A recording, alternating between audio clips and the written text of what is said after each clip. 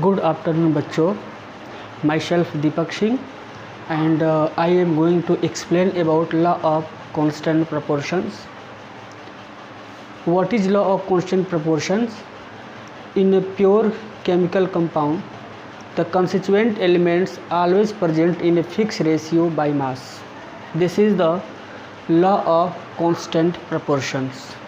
What is law of constant proportions? In pure chemical compound, the constituent elements always present in a fixed ratio by mass. मतलब कोई भी chemical compound है उसमें जो elements होते हैं उनमें एलिमेंट्स के मास का रेशियो क्या होता है, हमेशा फिक्स होता है.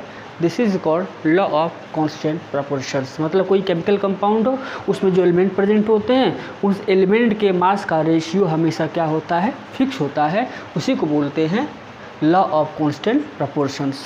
एग्जाम्पल, मान लो हमारे पास वाटर है, वाटर, ठीक है बच्चों. इस वाटर को या तो मैं रेन से ऑब्टेन करूं, या फिर सी से, या फिर रिवर से, ध्यान दीजिएगा मेरी बात को, ठीक है, या फिर हैंड पाइप्स. मतलब कि इस कंपाउंड्स को आप कहीं से भी आप लाओ, है ना, हैंड पाइप से, ठीक है, या फिर इसको हम आर्टिफिशियल लेबोरेटरी में बना सकते हैं, ठीक है ना, लेबोरेटरी, ठीक है.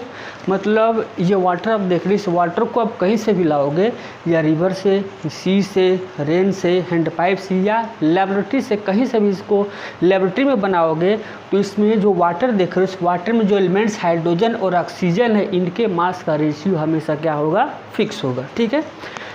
जैसे मान लो कि हमको वाटर बनाना है लेबोरेटरी में, तो हाइड्रोजन गैस लेंगे प्लस ऑक्सीजन गैस लेंगे, ये बन जाएगा वाटर. यहाँ से भी मिल सकता है, या फिर मीथेन गैस स्टेट में है, ऑक्सीजन के साथ रिएक्शन करा दो तो ये बन जाएगा CO2 प्लस वाटर, यहाँ से मिल सकता है, ठीक है. या फिर HCl ले लो प्लस सोडियम हाइड्रोक्साइड के साथ रिएक्शन करा दो तो ये बन जाएगा NaCl प्लस वाटर. आप केमिकल रिएक्शन से वाटर बनाओ, ठीक है, या फिर रेन से, हैंड पाइप से, सी से, रिवर से, कहीं से भी वाटर को लाओगे, या किसी केमिकल रिएक्शन के थ्रू वाटर को यदि आप बना रहे हो, ठीक है ना, तो कहीं से भी लाओगे वाटर ना, किसी भी मेथड से आप वाटर का प्रिपरेशन कर रहे हो तो उनमें हाइड्रोजन और ऑक्सीजन के मास का रेशियो हमेशा क्या होता है, फिक्स होता है. इसी को बोलते हैं लॉ ऑफ कांस्टेंट प्रोपोर्शन. जैसे हाइड्रोजन का एटॉमिक नंबर कितना होता है बच्चों, 1 हाइड्रोजन का एटॉमिक 1, तो 2 का कितना हो जाएगा, 2. तो मैं यदि हाइड्रोजन और ऑक्सीजन के बीच का रेशियो देखूं बाय मास तो 1 × 2 हो जाएगा, और ऑक्सीजन का एटॉमिक मास होता है 16, 2 1 जा 2, 2 8 जा 16, 1:8, ठीक है. मतलब वाटर का प्रिपरेशन आप किसी भी मेथड से कर लो, केमिकल रिएक्शन से कर लो, या फिर उसको रेन से ऑब्टेन करो, हैंड पाइप से लाओ, समुद्र से लाओ, नदी से लाओ, है ना, आप किसी भी मेथड से वाटर यदि ला रहे हो तो उनमें हाइड्रोजन और ऑक्सीजन के मास का रेशियो हमेशा फिक्स होगा जो 1:8 होता है. इसी को बोलते हैं लॉ ऑफ कांस्टेंट प्रोपोर्शन, ठीक है. एक और एग्जांपल देते हैं.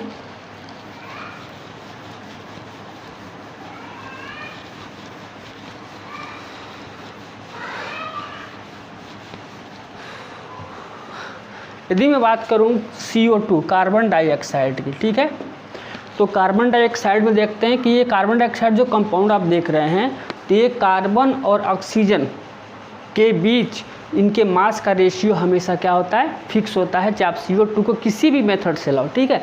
जैसे मान लो मैं CO2 को एयर से, एयर में CO2 है, एयर से यदि मैं CO2 को लाऊं, है ना, एयर से मैं CO2 को अलग कर लूं, CO2 को एयर से ऑब्टेन करूं, या फिर मैं इसको प्रिपरेशन कर लूं, है ना, by chemical reaction, burning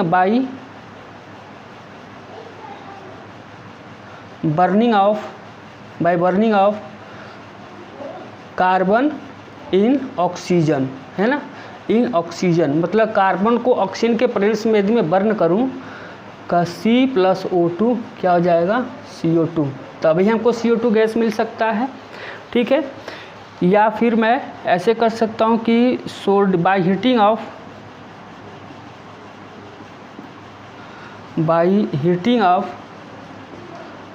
of sodium bicarbonate. यदि मैं सोडियम बाइकार्बोनेट को हीट करूं तो ये बन जाएगा sodium carbonate plus CO2 plus H2O। Balance कर लेंगे, 2 से मल्टीप्लाई कर देंगे। तो CO2 को किसी केमिकल मेथड से भी आप प्रिपेयर करोगे, एयर से भी CO2 को ऑब्टेन करोगे, किसी भी मेथड से CO2 कंपाउंड्स यदि ऑब्टेन किया आपने, तो इस CO2 में कार्बन और ऑक्सीजन के मास का रेशियो हमेशा फिक्स होता है। कार्बन का मास होता है एटॉमिक मास 12, रेशियो 1 ऑक्सीजन का 16, 2 का कितना हो जाएगा 32। इसको सिंप्लीफाई कर दो तो ये हो जाएगा 3:8। मतलब कार्बन और ऑक्सीजन में हमेशा कार्बन ऑक्सीजन के मास का रेशियो हमेशा 3:8 आएगा। चाहे आप किसी भी मेथड से CO2 को बना लो, चाहे केमिकल रिएक्शन से बना लो, चाहे एयर से ऑब्टेन कर लो, हर कंडीशन में कार्बन और ऑक्सीजन के बीच इनके मास का रेशियो फिक्स होता है, 3:8 ही होगा, हमेशा होगा। इसी को बोलते हैं लॉ ऑफ कांस्टेंट प्रोपोर्शंस। ठीक है, तो हमें उम्मीद है आप लोग को समझ में ज़रूर आया होगा।